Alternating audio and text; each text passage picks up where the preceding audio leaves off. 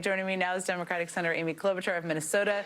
She's a member of the Senate Judiciary Committee and Senate leadership and has 1,000 jobs and hats she wears. Okay, there's a lot to talk about, but I just have to start. You've seen that headline. You just spent some of your time on the Senate floor talking about it. This isn't that hard to figure out. What do you make of their responses? He has decided at this moment when he could bring the people together, because he says he's the art of the deal guy, and get us out of this shutdown, but most importantly, make sure that Americans get the tax credits that they need to pay for their premiums, for their health care, as we're seeing these huge bills coming out, doubling of the cost of premiums. So what he's doing, he wants $230 million from who? The taxpayers. That's who it is, the taxpayers of this country.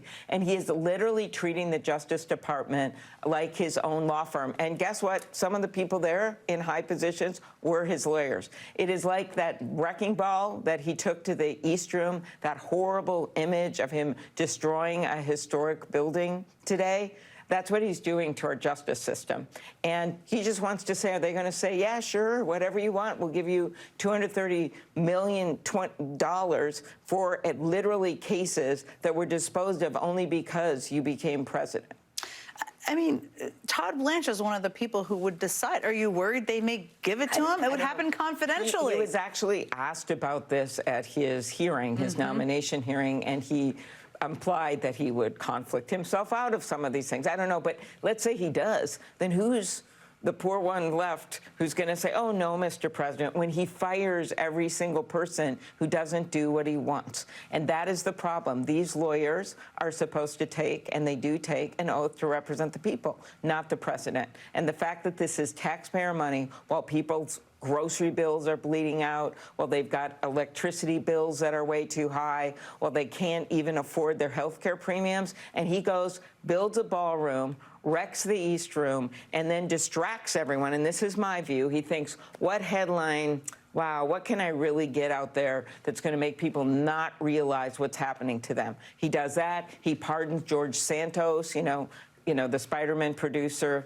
the acclaimed volleyball winner, and he pardons him again, a day or two of news. But every single time, people are still getting those premium bills in the mail, or they're checking the websites and they're seeing how much their premiums are going up, or they're coming out of the grocery store going, oh my God, look at what the guy has done. Look at the price of coffee. They're saying, maybe I voted for him because I thought he'd bring costs down, but he has betrayed that promise. That's what's going on, and especially in rural areas right now, where hospitals are closing, where soybean farmers, their markets have dried up, their input costs have gone up astronomically. That's what they're thinking of. So he can try to do all this stuff he wants, pardon people, the horror of the wrecking ball, the horror of what he did when it came to the $230 million, and saying he wants taxpayers to pay him off, to fleece his pockets and give to whatever charity he wants. In the end, the bills don't lie. Yeah, also the charity. Give me a freaking break on the charity. That's not a real thing. That was Mike Johnson's answer.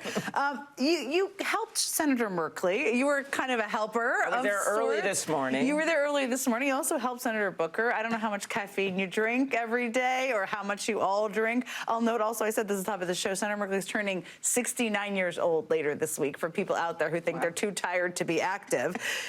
What was compelling and interesting about it was that it really, as Senator Booker said, it captured people's attention. It reminded people watching who feel hopeless or feel like they want Democrats fighting, that there are people fighting for them. You're also in leadership. Do you want more Democrats to do this? Do you think this is something that will happen more? Well, I think what's most important is that we are standing up. We are standing up for people's health care. We stood with our constituents at the No Kings marches, the biggest peaceful protests that we've seen in this country's history. And Jeff Merkley, the epitome of this, stood up for 20-some hours.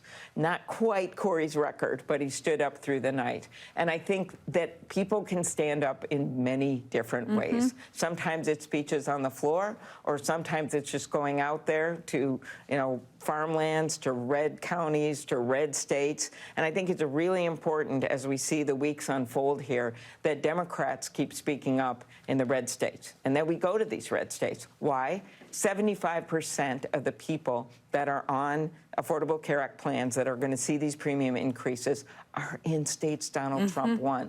So it's important for us to make the case, yes, our base is furious. There's a lot of people furious, but independents out there, that like some balance, they're saying, what is going on? He's literally destroying the White House right now, or the East Wing. He's literally bulldozing it down while we see rights vanishing, while we see all of this going on. And then a whole bunch of moderate Republicans and even some conservative Republicans who care about the Constitution or who care about the bottom line when it comes to their businesses and these horrendous tariffs, they're speaking up too. So today you had the beef people, the cattle people, I've got a lot of them in my state, say, wait a minute, you just gave a bunch of money, right? Billions of dollars that you're giving to Argentina. And not only did you screw the soybean farmers, but you're now going after beef and telling them to buy the Argentinian beef when they are already in trouble. So this is just creating, I never thought some of these people would speak out like they have, but they're speaking out because their livelihoods depend on it. It impacts them, and the Affordable Care Act subsidies are popular, hugely popular, more than bunny rabbits and ice cream almost. Senator Amy Klobuchar, thank you so much. It's great to be on, for being here. Great to have you as always.